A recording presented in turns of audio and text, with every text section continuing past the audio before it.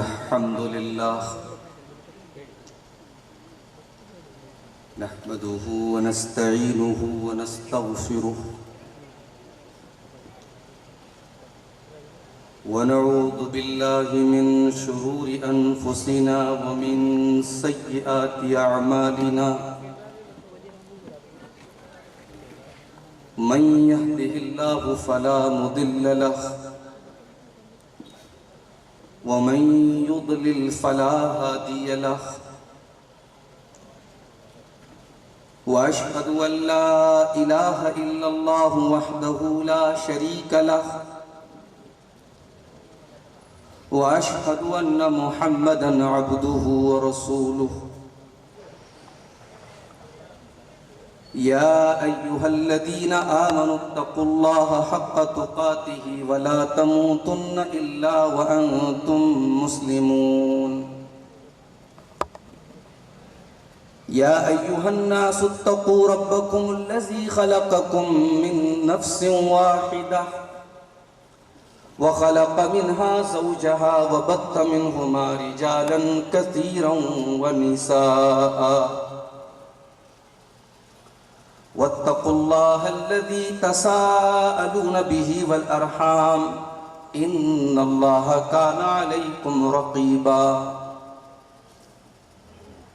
يا أيها الذين آمنوا اتقوا الله وقولوا قولا سديدا يصلح لكم أعمالكم ويغفر لكم ذنوبكم ومن يطع الله ورسوله فقد فاز فوزا عظيما أما بعد فإن خير الحديث كتاب الله وخير الهدي هدي محمد صلى الله عليه وسلم وشر الأمور محدثاتها وكل محدثة بدعة وكل بدعة ضلالة وكل ضلالة في النار أعوذ بالله من الشيطان الرجيم بسم الله الرحمن الرحيم وَلَقَدْ كَرَّمْنَا بَنِي آدَمَ وَحَمَلْنَاهُمْ فِي الْبَرِّ وَالْبَحْرِ وَرَزَقْنَاهُمْ مِنَ الطَّيِّبَاتِ وَفَضَّلْنَاهُمْ عَلَى كَثِيرٍ مِّمَّنْ خَلَقْنَا تَفْضِيلًا کو آئے وہ رحمت کا دریا بہانے کو آئے وہ انسان کو انسان بنانے کو آئے وہ رحمت کا دریا بہانے کو آئے وہ عورت کے مظلوم تھی کل جہاں میں وہ عورت کے مظلوم تھی کل جہاں میں اسے اس کا درجہ بتانے کو آئے وہ انسان کو انسان بنانے کو آئے سخاوت صداقت شجاعت کا معنی ہر ایک انس و جان کو سکھانے کو آئے ستم جس نے ڈھایا اسے بھی دعا دی ستم جس نے ڈھایا اسے بھی دعا دی وہ درس محبت پڑھانے کو آئے وہ انسان کو انسان بنانے کو آئے فقط ایک تڑپ تھی رہے حق دکھا دیں فقط ایک تڑپ تھی رہے حق دکھا دیں وہ انسانیت کو بچانے کو آئے وہ انسان کو انسان بنانے کو آئے یتیموں کے ماوا غلاموں کے ملجا وہ مظلوم کا حق دلانے کو آئے، وہ رحمت کا دریا بہانے کو آئے، وہ انسان کو انسان بنانے کو آئے۔ صدر محترم، علماء کرام، محترم بزرگوں، نوجوان ساتھیوں، ماؤں اور بہنوں، پیارے بچوں، میرا خیال ہے کہ چوتھی مرتبہ، غالباً چوتھی مرتبہ اہل جموئی کے بیچ میں آنے کا اتفاق ہو رہا ہے۔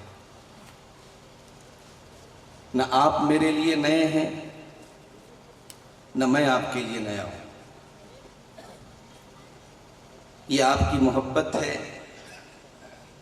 کہ آپ وقتاً فوقتاً علماء کو دعوت دیتے ہیں، ان کو بلاتے ہیں، ان کے علم سے فائدہ اٹھاتے ہیں۔ ٹھیک ہے، کچھ چیزوں میں اگر ہمارے اور آپ کے درمیان سوچ اور نظریے کا فرق ہے، اختلاف ہے، تو اختلاف کا مطلب دشمنی نہیں ہے۔ امام شافعی رحمۃ اللہ علیہ بہت بڑے امام تھے۔ ان کے دور میں ایک دوسرے امام تھے، ان کا نام تھا یونس الصدفی۔ امام شافعی رحمۃ اللہ علیہ امام یونس الصدفی کے ساتھ کسی مسئلے پر مناظرہ کر رہے تھے، بحث کر رہے تھے، ڈیبیٹ کر رہے تھے۔ جب بحث ختم ہو گئی اور امام شافعی اپنے راستے جانے لگے اور یونس الصدفی اپنے راستے جانے لگے، تو امام شافعی نے ان کا ہاتھ پکڑا اور کہا کہ اے یونس، کیا یہ بہتر نہیں ہوگا کہ ہم اس مسئلے میں اختلاف کے باوجود بھائی بھائی بن کر کریں؟ ٹھیک ہے، اس مسئلے میں تمہارا نظریہ مجھ سے الگ ہے، تمہاری سوچ مجھ سے الگ ہے، لیکن ان نکون اخوانا، کیا یہ بہتر نہیں ہوگا کہ ہم بھائی بھائی بن کر کے رہیں اگرچہ ہماری رائے میں اختلاف ہو؟ میرے پیارے ساتھیوں، اختلاف کی بنیاد پر دلوں میں نفرتیں اور کدورتیں نہیں آنی چاہیے۔ یہ ہمارے دین کی ایک بہت بنیادی تعلیم ہے، اس کا ہمیں اور آپ کو خیال رکھنا چاہیے۔ آج کے اس پروگرام میں جو مرکزی موضوع ہے، اسلام اور تحفظ انسانیت، اسلام اور احترام انسانیت، اس موضوع پر مجھے کچھ بات کرنے کا حکم دیا گیا ہے۔ میں یہ سمجھتا ہوں کہ آپ نے پوچھا ہے کہ اسلام میں مانوتا کا سمان کتنا دیا گیا ہے، اسلام میں انسانیت کو رسپیکٹ کتنی دی گئی، عزت کتنی دی گئی۔ میں سمجھتا ہوں کہ اسلام دین توحید ہے، یہی سب سے بڑی دلیل ہے۔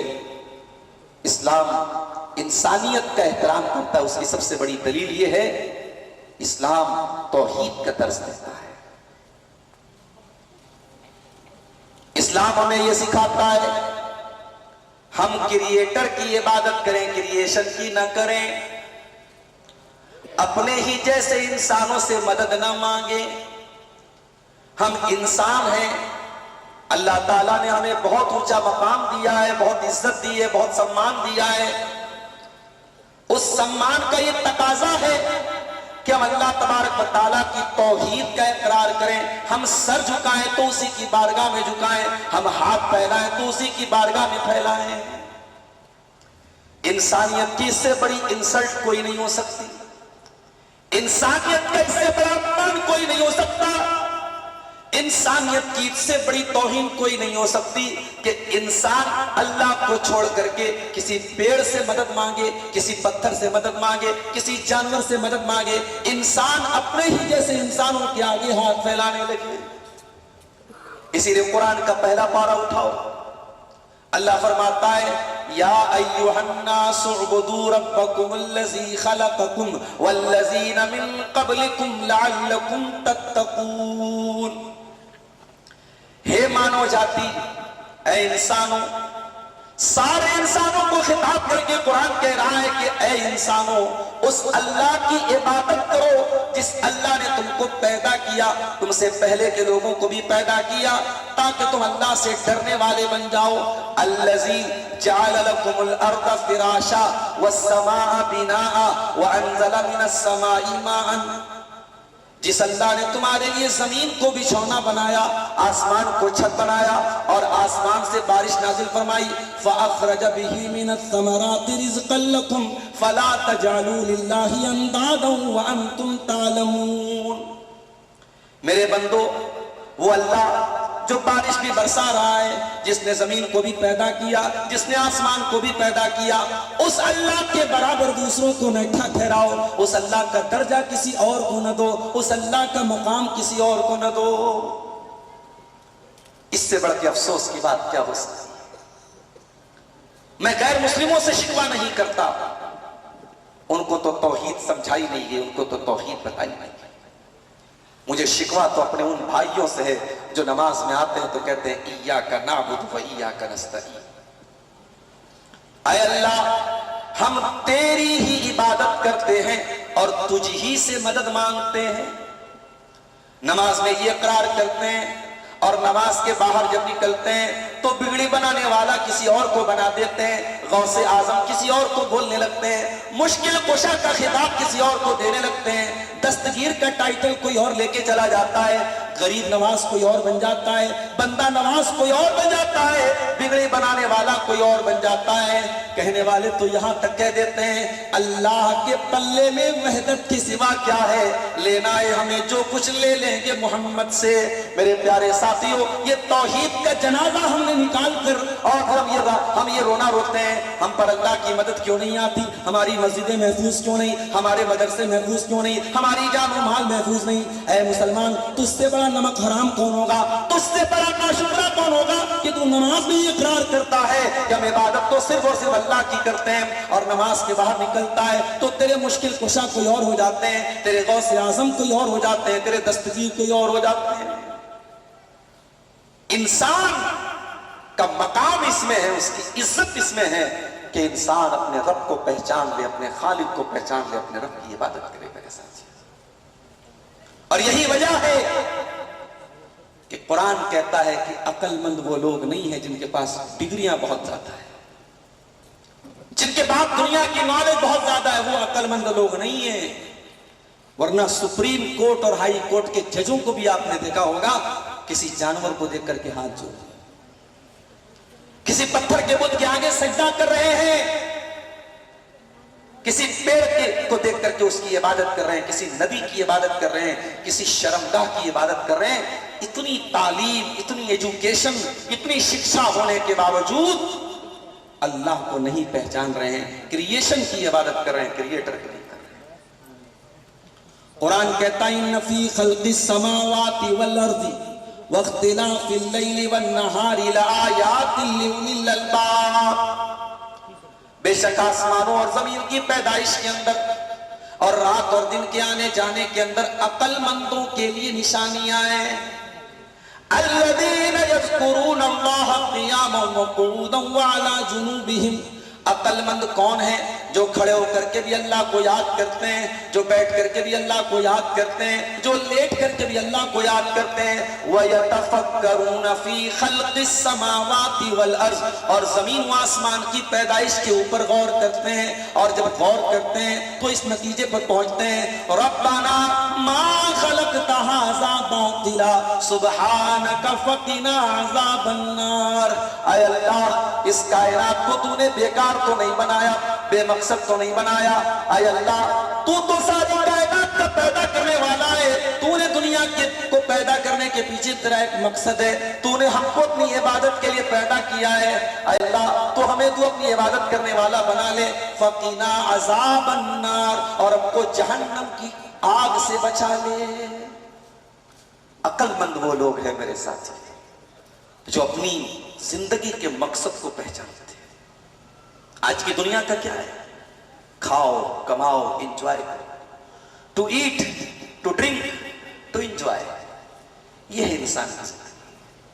اگر ہماری زندگی کا مقصد to eat to drink to enjoy ہے تو پھر ہمارے اور اینیملز کے بیچ میں فرق کیا ہے؟ ہمارے اور جانور کے بیچ میں فرق کیا ہے؟ ہماری زندگی اتنی سستی تو نہیں، اتنی حقیر تو نہیں کہ بس کھاؤ کماؤ انجوائے کرو، بس موج کرو مستی کرو. یہی زندگی نہیں، یہ زندگی نہیں ہے میرے ساتھ. قرآن کہتا ہے اَيَحْسَبُ الْإِنسَانُ أَن يُتْرَكَ سُدًى أَلَمْ يَكُن نُطْفَةً مِّن مَّنِيٍّ يُمْنَىٰ ثُمَّ كَانَ عَلَقَةً فَخَلَقَ فَسَوَّىٰ. اے انسان، کیا تو یہ سمجھتا ہے کہ تجھے بیکار چھوڑ دیا جائے گا؟ تیرا حساب و کتاب نہیں لیا جائے گا، جنت اور جہنم کا فیصلہ نہیں ہوگا؟ کیا تو یہ سمجھتا ہے؟ نہیں نہیں اے انسان، کیا تو بھول گیا اپنی پیدائش کو؟ ایک حقیر پانی کے قطرے سے اللہ نے تجھے جیتا جاگتا انسان بنا دیا. تو ماں کے پیٹ میں 9 مہینے کا پروسیس پورا کرنے کے بعد پہلے تو قطرہ تھا، پھر علقہ ہوا، پھر مضغہ ہوا، پھر تو جیتا جاگتا انسان بن کر کے دنیا میں آیا. فَجَعَلَ مِنْهُ الزَّوْجَيْنِ الذَّكَرَ وَالْأُنثَىٰ. اور جب تو دنیا میں آیا تو یا تو میل بن کے آیا یا فیمیل بن کے آیا یا لڑکا بن کے آیا یا لڑکی بن کے آیا. أَلَيْسَ ذَلِكَ بِقَادِرٍ عَلَىٰ أَن يُحْيِيَ الْمَوْتَىٰ. وہ اللہ جو تیری ماں کے پیٹ میں تیرا چہرہ بنا رہا تھا، تیرا دل بنا رہا تھا، تیرا دماغ بنا رہا تھا، تیری باڈی کو ڈیولپ کر رہا تھا، تیرے شریر کو بنا رہا تھا، کیا وہ اللہ مقصد کیا ہے؟ وَمَا خَلَقْتُ الْجِنَّ وَالْإِنسَ إِلَّا لِيَعْبُدُونِ. میرے بندوں، میں نے جنات کو اور انسان کو اپنی عبادت کے لیے پیدا کیا ہے. تم اس دنیا میں اس لیے پیدا کیے گئے ہو کہ تم ایسا عمل کرو جس سے اللہ راضی ہو جائے. اللہ کو ناراض نہ کرو، تم گناہ نہ کرو، تم پاپ نہ کرو. تمہیں پیدا کیا گیا اللہ کی عبادت کرنے کے لیے. اور نوٹ کر لیجیے، عبادت صرف نماز کا نام نہیں ہے، عبادت صرف روزہ کا نام نہیں ہے. انسان کا بیوی کا حق ادا کرنا بھی عبادت ہے، انسان کا بچے پیدا کرنا بھی عبادت ہے، انسان کا بیوی اور بچوں کا حق ادا کرنا بھی عبادت ہے، انسان کا مزدوری کرنا اور تجارت کرنا اور بزنس کرنا بھی عبادت ہے. ہم دعا پڑھتے ہیں ان صلاتی و نسکی و محیای و مماتی للہ رب العالمین. اے نبی آپ فرما دیجئے میری نماز اللہ کے لیے، میری قربانی اللہ کے لیے، میرا جینا اللہ کے لیے، میرا مرنا اللہ کے لیے. میری زندگی کا مقصد تیرے دین کی سرفرازی. میں اسی لیے مسلمان، میں اسی لیے نمازی. میرے پیارے ساتھیوں، اسلام مانوتا کا یہ احترام بتاتا ہے، انسانیت کا یہ احترام بتاتا ہے کہ انسانوں کی پیدائش کا مقصد اسلام بتاتا ہے میرے ساتھ.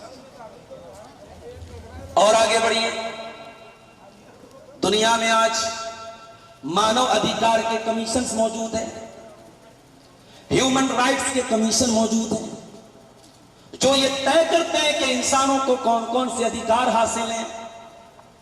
یہ آج کی پڑھی لکھی دنیا، یہ آج کی سول سوسائٹی یہ طے کر رہی ہے کہ انسانیت کو کون کون سے رائٹ دیے گئے ہیں. میرے پیارے ساتھیوں، جو دین لے کر کے آئے وہ بھی اسلام تھا. اس غلط فہمی کو دور کر دو کہ اسلام 1400 سال پرانا مذہب ہے. نہیں نہیں، اس دنیا میں پیدا ہونے والا سب سے پہلا انسان آدم اور ان کی بیوی حوا، وہ دونوں بھی اسلام کو ماننے والے تھے. وہ دونوں بھی ایک اللہ کے آگے سر جھکانے والے تھے. ایکیشور واد کا عقیدہ ان کا تھا، ایک ایشور ایک اللہ کی عبادت کرتے تھے. ہاں، الگ الگ دور میں الگ بات ہوتی ہے. اس کی سیمائیں آپ نے طے کی کہ مانو ادھیکار، مانو کو کیا کیا ادھیکار پراپت ہیں، انسان کو کیا کیا حقوق حاصل ہیں. آپ نے دنیا کو تعلیم دی، ہر انسان کو جینے کا حق ہے. کسی کو اس بات کی اجازت نہیں ہے کسی دوسرے کی ہتیا کر دے. قرآن کہتا ہے وَلَا تَقْتُلُوا أَنفُسَكُمْ. اے لوگوں، کبھی اپنے آپ کو قتل نہ کرو. اسلام کے اندر اپنے آپ کو مارنا یعنی خودکشی کرنا، آتم ہتیا کرنا، یہ بھی حرام ہے۔ اور اسلام کہتا ہے وَلَا تَقْتُلُوا النَّفْسَ الَّتِي حَرَّمَ اللَّهُ إِلَّا بِالْحَقِّ، کسی دوسرے کی ہتیا نہ کرو جس کی ہتیا کرنے کو اللہ نے پاپ قرار دیا ہے، جس کی جان کو اللہ نے سمان والا بنایا ہے، ریسپیکٹیبل بنایا ہے، احترام کے قابل بنایا ہے۔ اے انسان تو خبردار کسی کی جان نہ لے۔ اور نوٹ کر لو میری یہ بات، کوئی اگر کسی بے قصور کی ہتیا کرتا ہے، کسی نردوش کو مارتا ہے، وہ لاکھ اسلام کا نام لے لے، قرآن کا نام لے لے، کلمہ پڑھ لے، قرآن کا نام لے لے، نبی کا نام لے لے، اسلام کا اس سے کوئی تعلق نہیں ہے میرے ساتھی۔ اسلام بچانے والا مذہب ہے، جان بچانے کی تعلیم دیتا ہے، جان لینے کی تعلیم نہیں دیتا ہے۔ اللہ قرآن میں کہتا ہے من قتل نفسا بغیر نفس او فساد فی الارض فکانما قتل الناس جميعا، جس نے ایک انسان کو قتل کیا، ایک مانو کی ہتیا کی، اس نے پوری مانوتا کی ہتیا کی۔ ومن احیاها فکانما احیا الناس جميعا، اور جس نے ایک انسان کو بچایا اس نے پوری انسانیت کو بچایا۔ دنیا کچھ بھی کہے، پہلگام میں جو گھٹنا ہوئی، جن لوگوں کو نردوش مارا گیا، ان کو مارنے والے مسلمان تھے یا نہیں تھے میں نہیں جانتا، اگر وہ مسلمان تھے بھی، سو پارٹ اپنے آپ کو مسلمان تھے، میں ان کو مسلمان نہیں مانتا۔ ہاں میں اس کشمیری کو مسلمان مانتا ہوں جس نے اپنی جان پہ کھیل کر کے ان ٹورسٹوں کو بچانے کی کوشش کی تھی، اور بچاتے بچاتے اس نے اپنی جان دے دی تھی۔ اس نے قرآن کی آیت پر عمل کیا تھا وَمَنْ أَحْيَاهَا فَكَأَنَّمَا أَحْيَا النَّاسَ جَمِيعًا، جو ایک انسان کو بچا لیتا اس نے پوری انسانیت کو بچا لیا۔ انسان اسلام جینے کا ادھیکار دیتا ہے۔ اور آپ کو پتا ہے آج دنیا کے بہت سارے دیشوں میں کوئی کسی کی ہتیا کر دے تو اس پر جرمانہ لگتا ہے، فائن لگتی ہے، سزا ہوتی ہے، قید ہوتی ہے۔ اسلام نے کیا سزا طے کی؟ اسلام کہتا ہے النفس بالنفس، جان کے بدلے جان ہے۔ جس نے کسی کو ہتیا کی ہے اور ہتیا کا آروپ ثابت ہو گیا اور ہتھیارہ پکڑا گیا تو اسلام یہ کہتا ہے، اسلامی قانون کے اندر یہ سزا ہے کہ ہتھیارے کو بھی قتل کر دیا جائے، ہتھیارے کو بھی مار دیا جائے تاکہ آئندہ کوئی قتل نہ ہو۔ قرآن اس کو قصاص کہتا ہے۔ اور اللہ کہتا ہے، کیا بھائی مائک والے کیا بات ہے، آپ کا مائک بار بار کیوں فیل ہو جا رہا ہے؟ پیسہ نہیں چاہیے آپ کو یا ہم سے کوئی دشمنی ہے تو وہ بھی بتا دو بھائی۔ ابوالکلام صاحب کی تقریر میں تو نہیں یہ سب ہو رہا تھا؟ اس ڈر سے کہ وہ کیا کھائے گی، نحن نرزقہم وإیاکم، تم کو بھی کھلانے والے ہم ہیں، تمہاری اولاد کو بھی کھلانے والے ہم ہیں۔ تم کہیں یہ مت سمجھنا کہ تم روزی دیتے ہو، تم کھلاتے ہو، تم پلاتے ہو، خبردار اپنی اولاد کو قتل مت کرنا۔ بیٹیوں کو قتل کرنے والوں کو اسلام نے پیغام دیا وَإِذَا الْمَوْءُودَةُ سُئِلَتْ بِأَيِّ ذَنبٍ قُتِلَتْ، قیامت کے دن جس لڑکی کو زمین میں زندہ گاڑ دیا گیا تھا اس لڑکی کو بلایا جائے گا اور پوچھا جائے گا تیرے ماتا پتا نے، تیرے ماں باپ نے کس جرم کی سزا تجھ کو دی تھی، کیوں مارا تھا، تجھ کو کیوں قتل کیا تھا؟ جس سماج میں بیٹی کو کلنک مانا جاتا تھا اسلام نے آ کر کے شکشا اور تعلیم دی، بیٹی کلنک نہیں ہے، بیٹی بوجھ نہیں ہے، بیٹی آپ کو جنت کا ٹکٹ دینے کے لیے آئی ہے۔ اللہ کے نبی فرماتے ہیں من آل جاریتین حتی تبلغا، جس نے دو بیٹیوں کی پرورش کر لی، دو بیٹیوں کو پالا یہاں تک کہ وہ بیٹیاں جوان ہو گئیں، ان کی صحیح طریقے سے ان کی شادی کر دی، ان کی ذمہ داری ادا کر دی، اللہ کے نبی فرماتے ہیں کہ وہ آپ کی جنت میں میرے ساتھ رہے گا جیسے یہ دونوں انگلیاں ایک دوسرے سے سٹی ہوئی ہیں۔ بیٹیوں کا باپ جنت میں اللہ کے نبی کے ساتھ جائے گا۔ یہ بیٹی کی پرورش پر اسلام نے یہ ریوارڈ دیا ہے، یہ بدلہ دیا ہے، یہ انعام دیا ہے۔ میری پیاری ماں اور بہنوں، آج دنیا کہتی ہے اسلام نے عورت کے ساتھ بڑا اتیاچار کیا ہے، اسلام نے عورت کو بچہ پیدا کرنے کی مشین بنا دیا ہے۔ اور معاف کیجئے گا کچھ ہمارے میڈیا والے، کچھ ہمارے بالی ووڈ کے فلم والے، انہوں نے کچھ ایسی امیج بنا دی۔ اسلام کیا ہے؟ حلالہ، اسلام میں حلالہ کا حکم دیا گیا ہے۔ شوہر نے بیوی کو طلاق دے دیا، طلاق طلاق طلاق، اور اس کے بعد فتویٰ یہ دیا جاتا ہے کہ حلالہ کرے گی عورت اور اس کا سگا سسر اس کے ساتھ حلالہ کرتا ہے. اس طریقے کی مانسکتا بالی ووڈ کی فلموں میں دکھائی جاتی ہے، جبکہ نہ طلاق کا ایسا کوئی کانسیپٹ اسلام میں ہے، نہ حلالہ کا کوئی ایسا کانسیپٹ اسلام میں. ابھی پٹنہ کے ایک ہمارے ڈرائیور صاحب یادو جی ہیں، ہمارے ساتھ وہ آئے تھے کل جھارکھنڈ میں پروگرام میں، راستے میں طلاق کی بات نکلی تو میں نے ان کو سمجھایا کہ بھئی پہلے یہ سمجھو کہ اسلام میں طلاق کا آپشن کیوں رکھا گیا. اسلام میں طلاق کا پورا ایک پروسیس ہے. اسلام یہ کہتا ہے کہ جب پتی پتنی کے بیچ میں، میاں بیوی کے بیچ میں جب نباہ کی کوئی صورت نہیں ہے، یہ طے ہو گیا کہ دونوں ساتھ میں نہیں رہ سکتے، لڑکی کے مائکے والے بھی بیٹھ گئے، لڑکے کے گھر والے بھی بیٹھ گئے اور آپس میں ڈسکس ہو گیا، بات ہو گئی اور یہ طے ہو گیا کہ لڑکا لڑکی ساتھ میں نہیں رہ سکتے، تو اب قرآن کہتا ہے کہ ایک طلاق دے گا لڑکا. شوہر اپنی بیوی کو ایک طلاق دے گا اور ایک طلاق دینے کے بعد وہ عورت 3 پیریڈ آنے تک، 3 ماسک آنے تک، یا یہ کہہ لیجئے کہ 3 مہینے تک اسی شوہر کے گھر میں رہے گی. اگر اس 3 مہینے میں دونوں پتی پتنی کا، میاں بیوی کا دل پگھل جائے اور دونوں ساتھ میں رہنا شروع کر دیں تو کوئی بات نہیں، ایک طلاق کنسیڈر کر لی گئی. جو 3 طلاق کا آپشن ہے، ایک طلاق آپ کی لیپس ہو گئی، زندگی سے ختم ہو گئی، لیکن آپ میاں بیوی کی حیثیت سے رہ سکتے ہیں. اگر 3 مہینے کا پیریڈ ختم ہو گیا تو رشتہ ٹوٹ گیا، نکاح ختم ہو گیا، لیکن دوبارہ اگر میاں بیوی کی حیثیت سے رہنا چاہتے ہیں تو شوہر دوبارہ اسی عورت سے نکاح کر سکتا ہے. اور ان فیوچر آئندہ پھر کبھی اگر میاں بیوی میں جھگڑا ہو گیا اور پھر ایک دوسرے کو سمجھانے کے سارے طریقے ناکام ہو گئے تو شریعت یہ کہتی ہے کہ اب دوسری طلاق کا آپشن شوہر استعمال کر سکتا ہے. ایک طلاق دے گا اور یہ اس کی زندگی میں دوسری طلاق ہوگی. جب وہ دوسری طلاق دے دے گا تو پھر 3 مہینے کا ٹائم اس کو ملے گا. 3 مہینے کے اندر اگر دونوں واپس اپنی زندگی کو نارمل کر لیتے ہیں تو بہت اچھی بات ہے. اگر نارمل نہیں کرتے ہیں، 3 مہینہ گزر جاتا ہے تو رشتہ ختم ہو جائے گا، لیکن دونوں دوبارہ میاں بیوی بننا چاہیں تو نیا نکاح کر سکتے ہیں. لیکن پھر تیسری طلاق کا جب آپشن آئے گا تو اب قرآن کہتا ہے کہ اب آپ نے سوچ سمجھ کر کے جتنا آپ کو مہلت ملنی تھی مہلت مل چکی، اب تیسری طلاق آپ کی بندوق کی آخری گولی ہے. اب اس کو بہت سوچ سمجھ کے استعمال کرنا ہے. اگر آپ نے تیسری طلاق دے دی تو قرآن کہتا ہے فَلَا تَحِلُّ لَهُ حَتَّى تَنكِحَ زَوْجًا غَيْرَهُ، اب وہ عورت آپ کے لیے حلال نہیں ہو سکتی. ہاں ایک آپشن یہ بن سکتا ہے کہ وہ عورت کسی اور مرد کے ساتھ اگر اس کا نکاح ہوتا ہے رضامندی کے ساتھ، پری پلان نہیں، پہلے سے طے کر کے نہیں، ایک رات کی شادی نہیں، اگر وہ عورت نارملی طریقے سے کسی دوسرے مرد سے نکاح کرتی ہے اور وہ مرد مر جاتا ہے یا کسی وجہ سے طلاق دے دیتا ہے تو اب پھر سے یہ دونوں میاں بیوی دوبارہ آپس میں نکاح کر سکتے ہیں. کیونکہ اسلام اتنا سخت کیوں ہے تیسری طلاق کے معاملے میں؟ کیونکہ ایک لمبا پروسیجر آپ گزار چکے ہیں، پوری مہلت آپ کو دی جا چکی ہے اور اب آپ کو مہلت نہیں ملے گی. ہم نے کیا کیا؟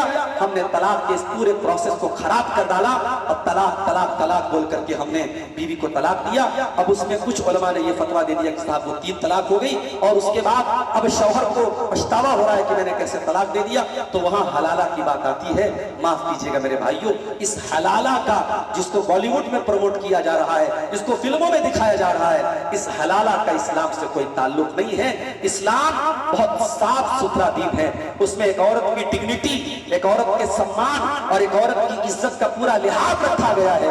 ارے اسلام تو وہ دین ہے جو یہ کہتا ہے کہ اگر کسی عورت کے اوپر آپ نے زنا کی تہمت لگا دی، کسی عورت کے چرتر پر آپ نے انگلی اٹھا دی، کسی عورت کے اوپر آپ نے غلط آروپ لگا دیا اور آروپ ثبت نہیں کر پائے، الزام ثابت نہیں کر پائے، تو قرآن کیا کہتا ہے؟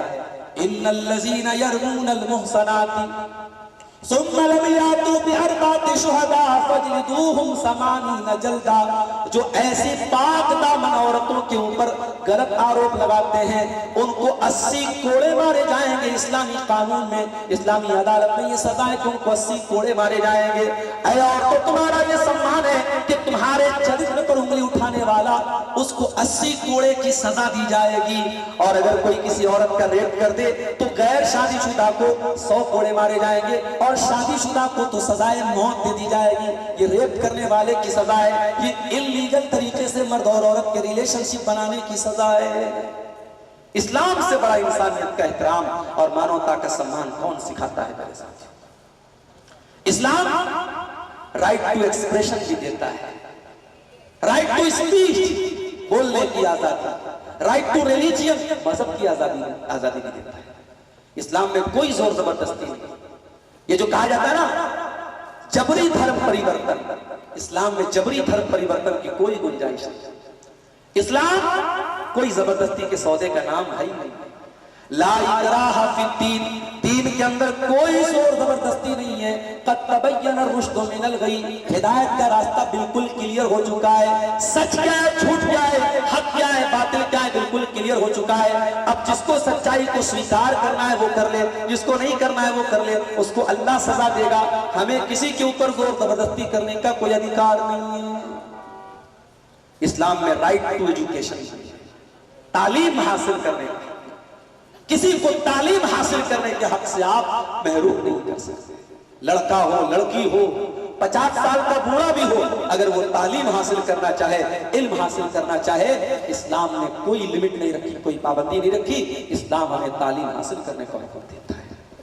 اللہ کے نبی فرماتے ہیں طلب العلم فریضۃ علی کل مسلم، ہر مسلمان کی ڈیوٹی ہے، ہر مسلمان کی ذمہ داری ہے کہ وہ علم حاصل کرے، اور علم میں سب سے ضروری ہے وہ اپنے کریٹر کو پہچانے، اپنے نرماتا کو پہچانے، اپنے رچنا کار کو پہچانے، اپنی زندگی گزارنے کا طور طریقہ سیکھ لے، اپنے دین کی بیسک باتیں سیکھ لے۔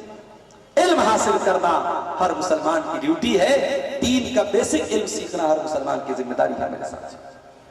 یہاں تک قرآن کہتا ہے ان الذین یکتمون ما انزلنا من البینات والہدی من بعد ما بیناہ للناس فی الکتاب اولئک یلعنہم اللہ ویلعنہم اللاعنون۔ علم کو چھپانا، شریعت کے علم کو چھپانا، یہ بہت بڑا کرائم ہے، بہت بڑا اپرادھ ہے۔ جو علم کو چھپائے گا اس پر اللہ کے فرشتے بھی لعنت کرتے ہیں، اللہ بھی لعنت کرتا ہے۔ شریعت میں علم کو چھپانے کی اجازت نہیں۔ اور آگے بڑھیے، اسلام کیسی سوسائٹی چاہتا ہے ذرا دیکھیں۔ سورہ نساء کی آیت نمبر 36 میں اللہ فرماتا ہے وَاعْبُدُوا اللَّهَ وَلَا تُشْرِكُوا بِهِ شَيْئًا، میرے بندو تم ایک اللہ کی عبادت کرو، اس کی اپاسنا کرو، اس کے سوا کسی اور کی عبادت نہ کرو۔ وَبِالْوَالِدَيْنِ إِحْسَانًا، اور اپنے ماں باپ کے ساتھ، اپنے ماتا پتا کے ساتھ اچھا سلوک کرو۔ آپ سماج کے لیے بہت اچھے ہیں، اگر آپ اپنے ماں باپ کے لیے اچھے نہیں ہیں تو اسلام کہتا ہے کہ آپ اچھے ہیں۔ اپنے ماں باپ کے ساتھ اچھا سلوک کرو، کبھی ماں کی آنکھوں میں آنسو مت لاؤ، کبھی باپ کو مت رلاؤ، اپنے ماں باپ کے ساتھ اچھا سلوک کرو۔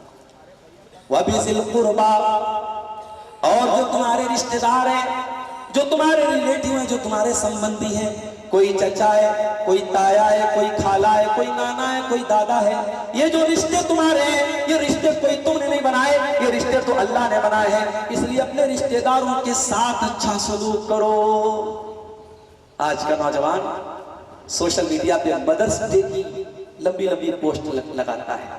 مدرس ڈے آتا ہے نا تو یہ گیان بانٹتا ہے، ماں کا یہ مقام ہے، ماں انمول رتن ہے، ماں سے قیمتی کوئی چیز نہیں۔ ماں گھر میں بیٹھی بیچاری کھانس رہی ہے، ماں کو 10 روپے کی دوا لانے کو تیار نہیں ہے، اور فیس بک پر گیان بانٹ رہا ہے کہ ماں آج مدرس ڈے ہے، آج ماں کا دن ہے۔ نہیں میرے بھائی، یہ ڈبل اسٹینڈرڈ اسلام نہیں سکھاتا ہے۔ اسلام آپ کو اپنی ماں کو، اپنے باپ کو ان کے ساتھ اچھا ویوہار کرنے، اچھا سلوک کرنے کی شکشا دیتا ہے، تعلیم دیتا ہے۔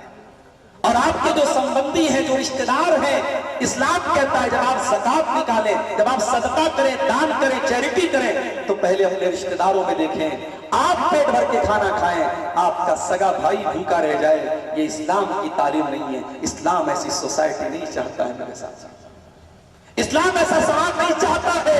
اور آج سماج کی بڑی کڑوی حقیقت ہے کہ جب ایک انسان اپنی زمین بیچنا چاہتا ہے، اپنا مکان بیچنا چاہتا ہے، اس لیے کہ بیچارہ بہت غریب ہے اور مکان بیچ کے کہیں اور پلائن کرنا چاہتا ہے، تو اس کی زمین اور جائیداد سب سے پہلے کون خریدتا ہے؟ اس کا اپنا بھائی خریدتا ہے۔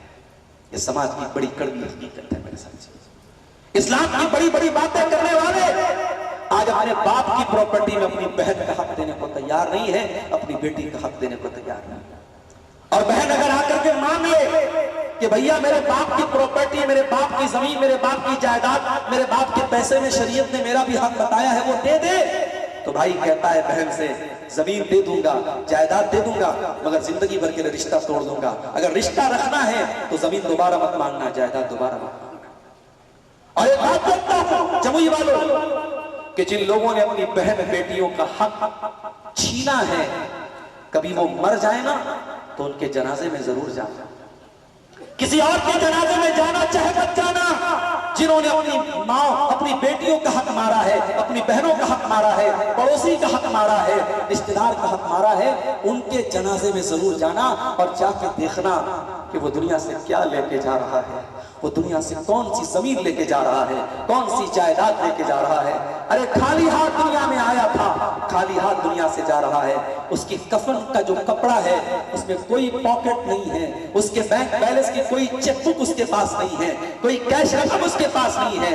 اس کی بلڈنگیں آج دوسروں کے نام ہو گئی، اس کی پراپرٹی دوسروں کے نام ہو گئی، اور آج خالی ہاتھ دوسروں کے سہارے جنازے کی چارپائی پہ قبرستان میں جاتا ہے اور لوگ مٹی دے کر کے ہاتھ جھاڑ کے چلے آتے ہیں۔ اے انسان، یہ تیرا انجام ہے، یہ دنیا میں تیرا انجام ہے، اور آخرت میں جو انجام ہوگا وہ ہوگا۔ میرے پیارے ساتھیوں، اسلام اسی لیے کہتا ہے وَبِذِی الْقُرْبَى، اپنے رشتہ داروں کے ساتھ آپ اچھا سلوک کیجیے۔ وَالْیَتَامَى، اور جو بچہ اناتھ ہے، یتیم ہے، اس کا باپ نہیں ہے، باپ زندہ ہوتا ہے، آپ باپ کی قدر نہیں کرتے۔ دنیا میں لوگ ماں پر بڑا لیکچر دیتے ہیں، باپ بیچارے پر اتنی اہمیت، اتنی توجہ نہیں دی۔ لوگ کہتے ہیں ماں نے 9 مہینے پیٹ میں رکھا، ماں نے جنم دیا، ماں نے دودھ پلایا۔ ماں کی قربانی دکھتی ہے، باپ کی دکھتی نہیں۔ تیری ماں نے اگر 9 مہینے تجھے اپنے پیٹ میں رکھا ہے تو ماں کی تمام ضرورتیں کون پوری کر رہا تھا؟ تیرا باپ کر رہا تھا۔ اگر تیری ماں نے تجھے جنم دیا ہے تو انگلی پکڑ کے زمانے میں چلنا تیرے باپ نے تجھے سکھایا ہے۔ یہ باپ زندگی کی دیوار ہوتے ہیں میرے بھائی، یہ چھاؤں ہوتے ہیں، یہ جب چلے جاتے ہیں تب احساس ہوتا ہے کتنی آپ کی ذمہ داریاں ہیں، کتنی آپ کی رسپانسبلٹیز ہیں جو آپ کے باپ اپنے کندھے پہ اٹھاتے ہیں، آپ کو احساس نہیں ہوتا۔ بچے جوان ہو جاتے ہیں، لڑکے 22 سال کے، 25 سال کے ہو جاتے ہیں، کالج میں پڑھ رہے ہیں، کھا رہے ہیں، پی رہے ہیں، گھوم رہے ہیں، کوئی ذمہ داری نہیں، ساری ذمہ داری وہ بوڑھا باپ بیچارہ اپنے کندھے پہ اٹھاتا ہے۔ اور اس باپ کے ساتھ ایک انسان بدتمیزی کرتا ہے، اس کو گالی دیتا ہے، اس کو برا بھلا کہتا ہے۔ جس کا باپ مر جائے اس سے پوچھو کہ باپ کیا چیز ہوتی ہے، جس کو اناتھ بولتے ہیں، جس کو یتیم بولتے ہیں۔ قرآن کہتا ہے وَالْیَتَامَى، یتیم کے ساتھ اچھا سلوک کرو، یتیم کا حق کبھی مت مارو، یتیم کے ساتھ کبھی اتیاچار نہ کرو۔ یتیم میرے باپ کی جائیداد، میرے باپ کے پیسے میں شریعت نے میرا بھی حق بتایا ہے، وہ دے دے تو بھائی کہتا ہے بہن سے زمین دے دوں گا، جائیداد دے دوں گا، مگر زندگی بھر کے لیے رشتہ توڑ دوں گا۔ اگر رشتہ رکھنا ہے تو زمین دوبارہ مت مانگنا، جائیداد دوبارہ مت مانگنا۔ اور ایک بات کہتا ہوں جموئی والوں کہ جن لوگوں نے اپنی بہن بیٹیوں کا حق چھینا ہے، کبھی وہ مر جائے نا تو ان کے جنازے میں ضرور جانا، کسی اور کے جنازے میں جانا چاہے مت جانا۔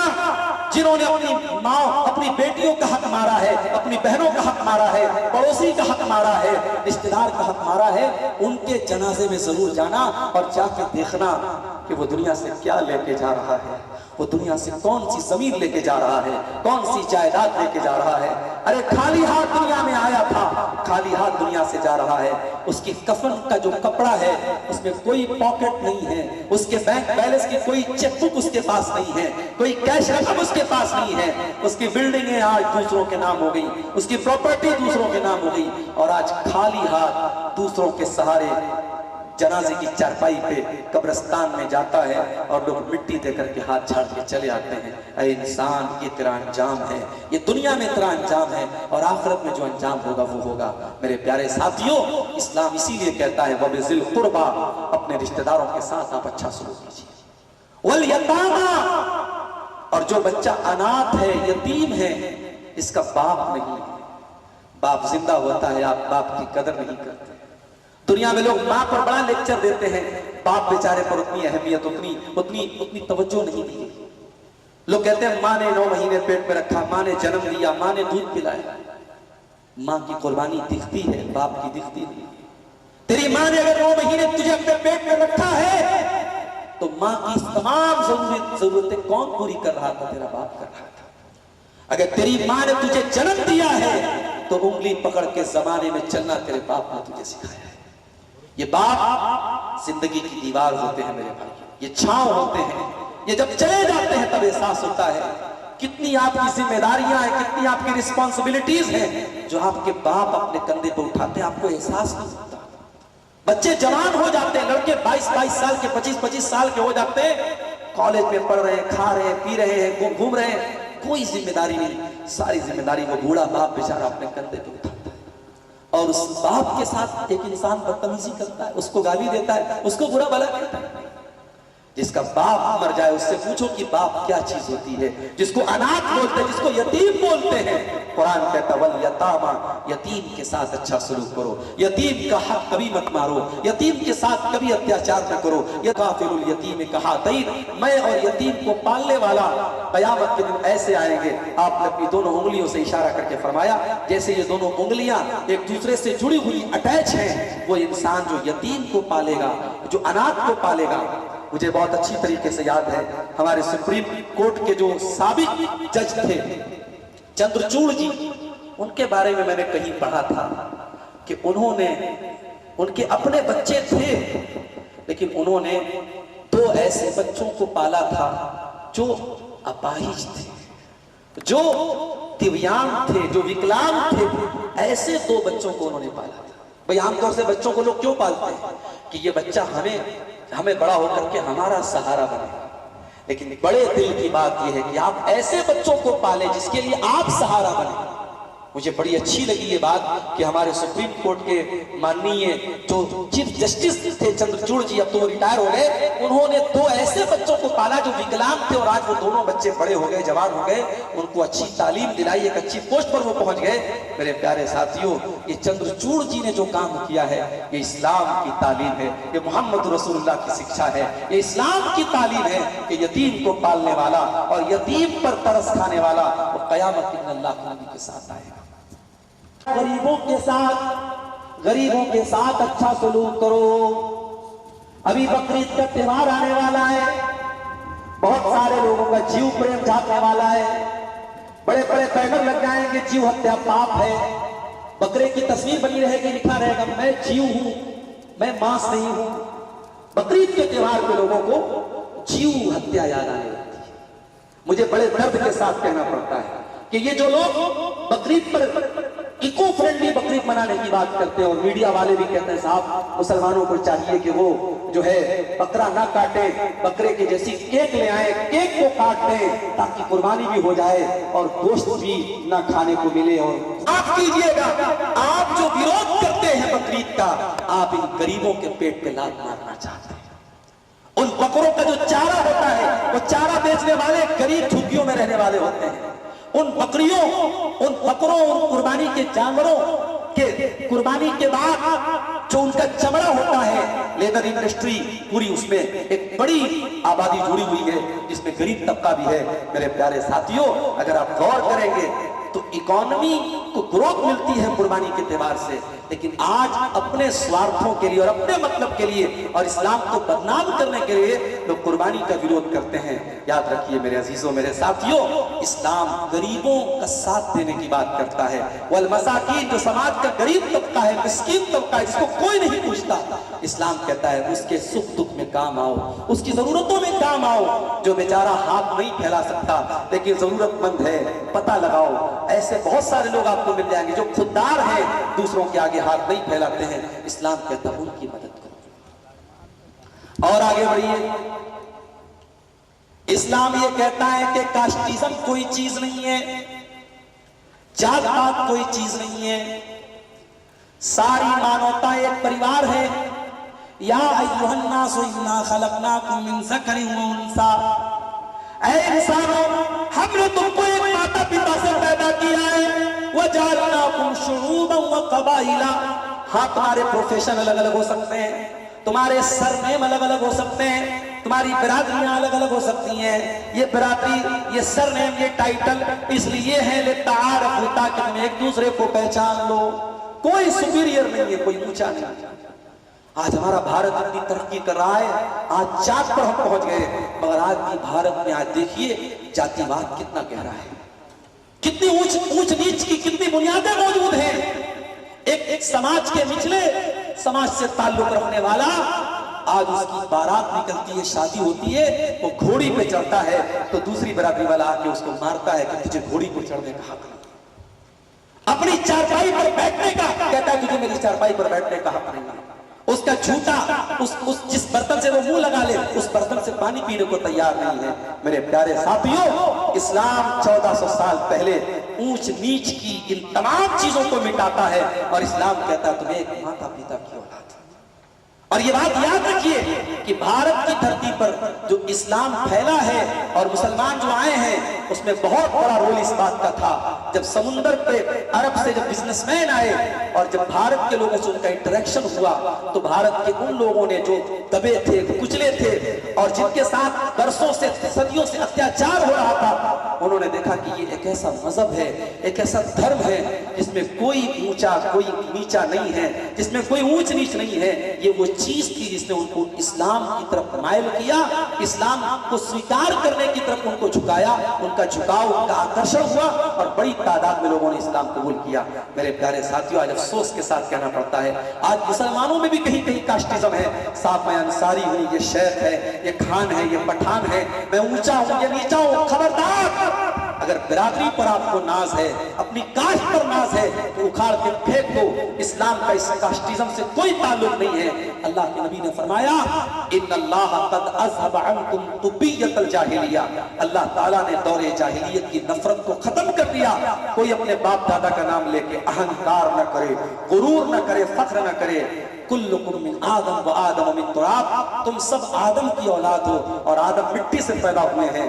میرے نبی نے اپنے انتقال کے 2.5 مہینہ پہلے جو لیکچر دیا تھا، جو خطبہ دیا تھا عرفات کے میدان میں، جس میں آپ نے انسانیت کا چارٹر بنایا تھا، انسانیت کا پورا ایک روڈ میپ بنایا تھا، اس لیکچر میں آپ نے کہا تھا ایھا الناس کلکم من آدم و آدم من تراب، اے انسانوں تم آدم کی اولاد ہو، آدم مٹی سے پیدا ہوئے ہیں۔ اللہ کے نبی عرب کے رہنے والے تھے، آپ نے اعلان کیا لا فضل لعربی علی عربی، کوئی عرب کا رہنے والا یہ نہ سمجھے میں باہر کے رہنے والے سے سپیریئر ہوں، کوئی باہر کا رہنے والا یہ نہ سمجھے میں عرب کے رہنے والے سے اعلیٰ ہوں، کوئی گورا یہ نہ سمجھے میں کالے سے بہتر ہوں، کوئی کالا یہ نہ سمجھے میں گورے سے بہتر ہوں۔ ان اکرمکم عند اللہ اتقاکم، تمہارا مقام اللہ تعالیٰ کے یہاں اگر ہے تو تقوی کی بنیاد پر ہے۔ میرے بھائیوں، اسلام مانوتا کا سمان کرنے کی تعلیم دیتا ہے۔ کسی کا مال، کسی کا دھن ناجائز طریقے سے ہڑپنے کی اسلام میں اجازت نہیں ہے۔ یہی جامتاڑا کا علاقہ آپ سے زیادہ دور نہیں ہے، سائبر کرائم میں اس علاقے کا بہت بڑا نام ہے۔ بالی ووڈ میں فلمیں بن رہی کہ جامتاڑا میں بڑی تعداد میں نوجوان سائبر کرائم کرتے ہیں۔ یاد رکھو، اگر ناجائز طریقے سے لوگوں کے مال کو چوری کیا تو غلام بنایا جاتا تھا، عورتوں کو لونڈی بنایا جاتا تھا۔ انسان بکتے تھے مارکیٹ کے سامان کی طرح، غلام بکتے تھے، عورتیں بکتی تھی، لونڈیاں بکتی۔ اسلام نے دھیرے دھیرے غلامی کو ختم کیا۔ اسلام نے ہر چیز کی جو فائن لگائی گئی، جو جرمانہ لگایا گیا، جو پینالٹی لگائی گئی، کہا کہ یہ غلام ہے۔ مثال کے طور پہ اگر آپ نے قسم کھا لی اور قسم کسی وجہ سے توڑنی پڑی، اسلام کہتا ہے یہ غلام ہے۔ اگر آپ نے رمضان میں روزے کی حالت میں جان بوجھ کر کے اگر آپ نے بیوی، اور جس دور میں انسانوں میں غلاموں کے ساتھ بڑا جانوروں جیسا سلوک ہوتا تھا، ایک صحابی تھے جن کا نام حضرت ابو ذر غفاری تھا، انہوں نے اپنے کسی غلام کو برا بھلا کہہ دیا اور کہہ دیا کہ اے کالی عورت کے بیٹے، ان کی ماں کو کالی عورت بول دیا۔ اللہ کے نبی کی کانوں میں یہ بات پڑی، اللہ کے نبی نے بڑے غصے میں کہا کہ اے ابو ذر، خبردار، یہ غلام جن کو تم غلام سمجھتے ہو یہ بھی اللہ کے بندے، یہ بھی انسان، یہ الگ بات ہے۔ اللہ نے ان کو مالک بنایا، اس کو غلام بنایا، تو جو تم کھاؤ اس کو کھلاؤ، جو تم پہنو اس کو پہناؤ، اور اس کی طاقت سے زیادہ بوجھ اس کے اوپر مت ڈالو۔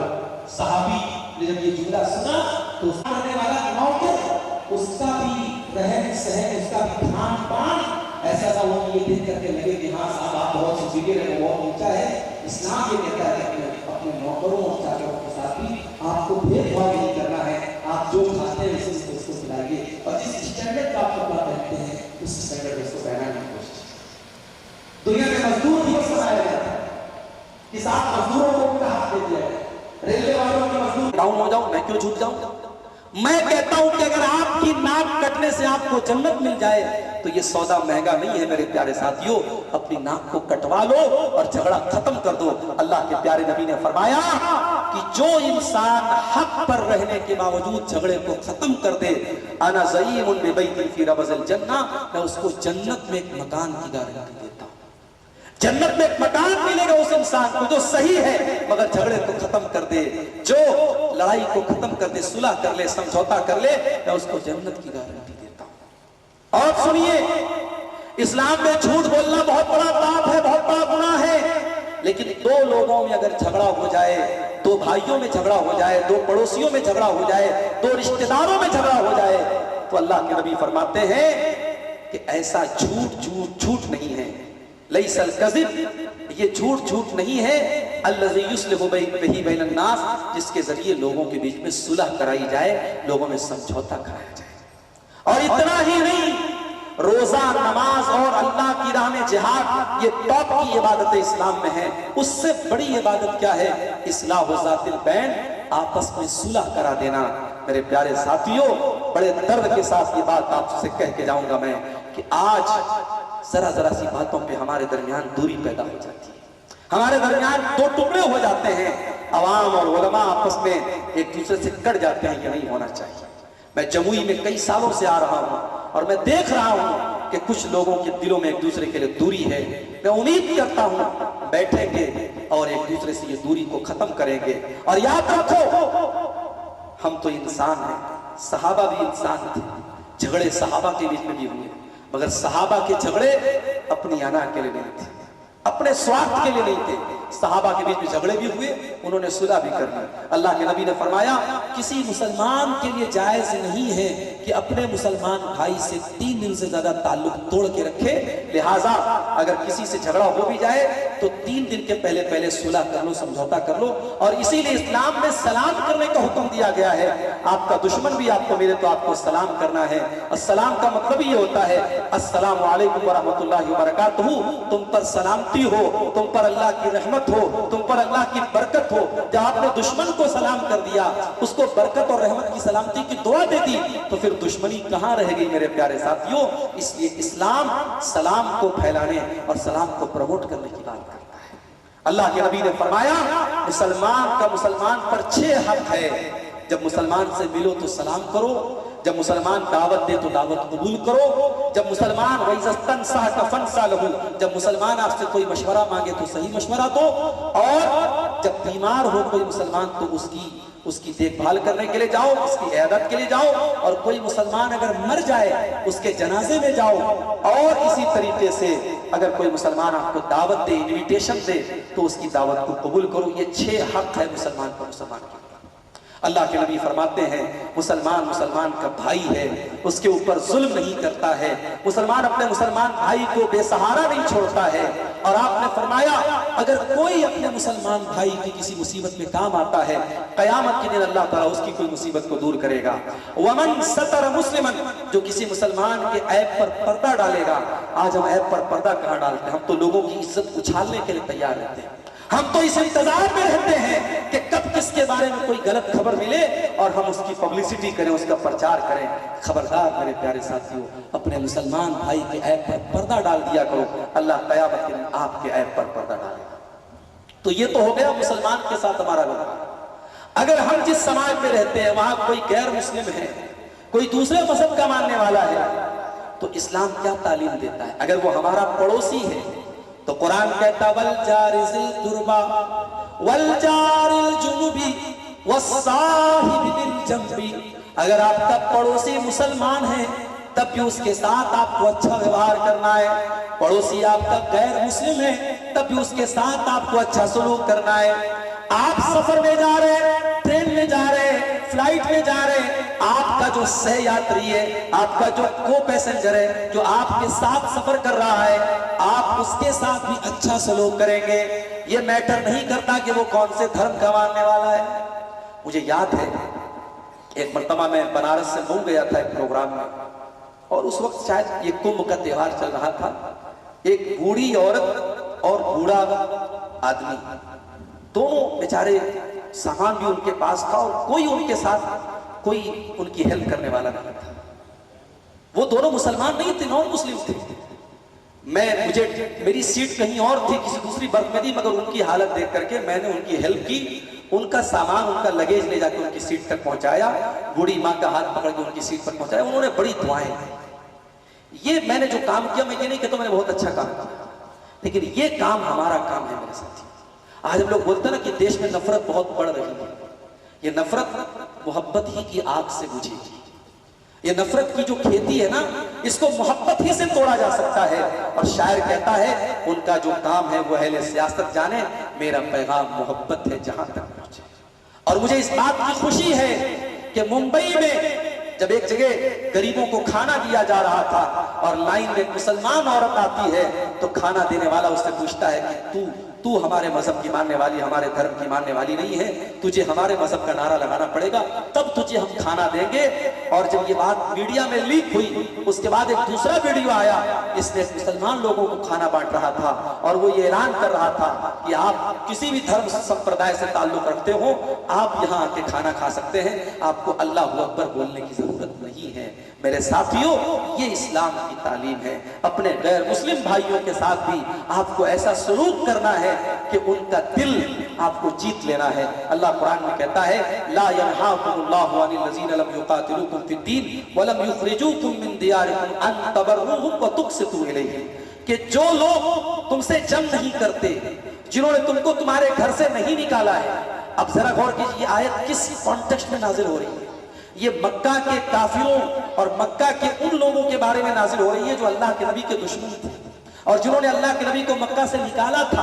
اب ظاہر ہے سارے لوگ تو ان کا ساتھ نہیں دے رہے تھے, ان میں اچھے لوگ بھی تھے. تو قرآن کہہ رہا ہے کہ جو تمہارے ساتھ دشمنی کر رہا ہے اس سے تو آپ جنگ کیجئے, لیکن جو دشمنی نہیں کر رہا ہے اس کے ساتھ آپ کو جنگ نہیں کرنا ہے, اس کے ساتھ آپ کو انصاف کرنا ہے, ان کے ساتھ اچھا سلوک کرنا ہے.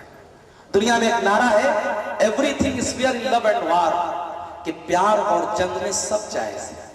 جب دنگے ہوتے ہیں نا تو دنگے میں کس نے ہم کو مارا یہ نہیں دیکھا جاتا ہے. ایک مذہب والے دوسرے مذہب کو مارتے ہیں, دوسرے مذہب والے پہلے مذہب کو مارتے ہیں. دھرم کی بنیاد پہ اور جات کی بنیاد پہ یہ دنگے ہوتے ہیں. قرآن 1400 سال پہلے ہم کو کیا بتاتا ہے؟ اللہ کہتا ہے وَلَا يَجْرِمَنَّكُمْ شَنَآنُ قَوْمٍ عَلَىٰ أَلَّا تَعْدِلُوا اعْدِلُوا هُوَ أَقْرَبُ لِلتَّقْوَىٰ. اگر کسی سے تمہاری دشمنی ہے تو دشمنی کا یہ مطلب نہیں ہے کہ آپ نیائے کو چھوڑ دیں, انصاف کو چھوڑ دیں, جسٹس کو چھوڑ دیں, آپ ناانصافی کریں. نہیں, جس نے اتیاچار کیا ہے اتیاچاری کو سزا ملنی چاہیے, اس کی سزا کسی اور کو نہ دی جائے. اسلام جنگ میں بھی سب کا, نہ پیار میں سب جائز ہے نہ جنگ میں سب جائز ہے. یہ ریپ کی گھٹنائیں ہو رہی ہیں, یہ اپنی گرل فرینڈ اور بوائے فرینڈ کے بدن کے ٹکڑے ٹکڑے کیے جا رہے, کیوں؟ محبت کے نام پر. کہ صاحب مجھے اس سے محبت تھی, اس نے میرے ساتھ غداری کی, اس کی باڈی کے ٹکڑے ٹکڑے کر دیا.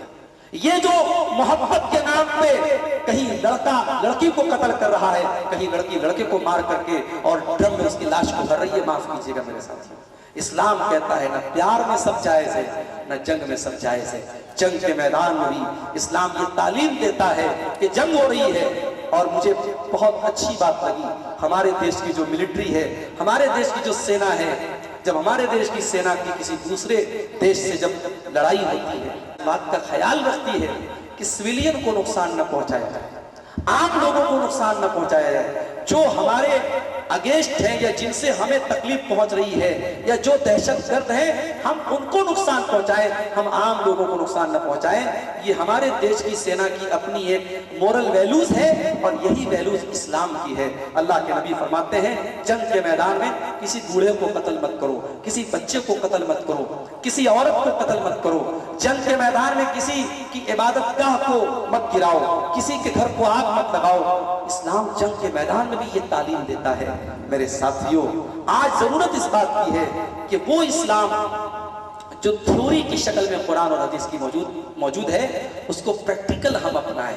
تھیوری میں تو موجود ہے, قرآن اور حدیث میں موجود ہے, پریکٹیکلی اس اسلام کو ہم فالو کریں.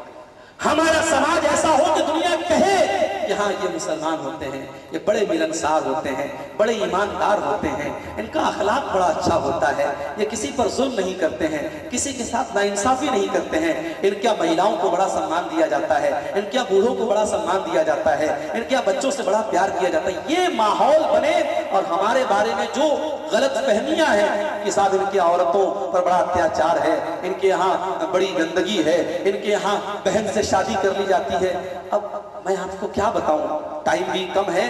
آج بہت سارے ہمارے غیر مسلم بھائیوں کے دماغ میں جو خالی مسکنسپشن ہے، اگر صرف اس کو دور کر دیا جائے تو میں سمجھتا ہوں کہ اسلام کے خلاف جو بہت سارے لوگ ہیں ان کا دماغ صاف ہو جائے گا، ان کا برین واش ہو جائے گا، ان کا مائنڈ اسلام کے لیے جو نفرت بھری ہے، جو کٹرتا بھری ہے، وہ ختم ہو جائے گا۔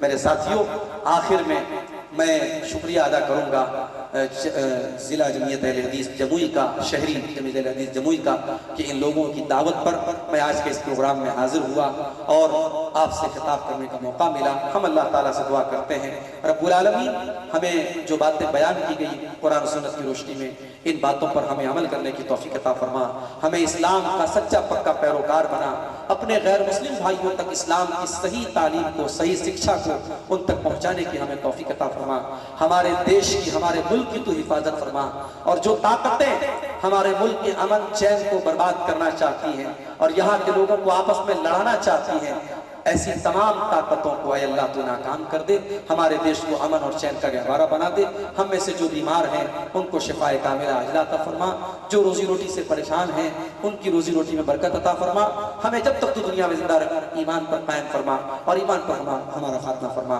آمین۔ ربنا تقبل منا انك انت السميع العليم وتب علينا انك انت التواب الرحيم، وصلى الله تعالى على نبينا محمد وعلى اله وصحبه اجمعين، والسلام عليكم ورحمة الله وبركاته۔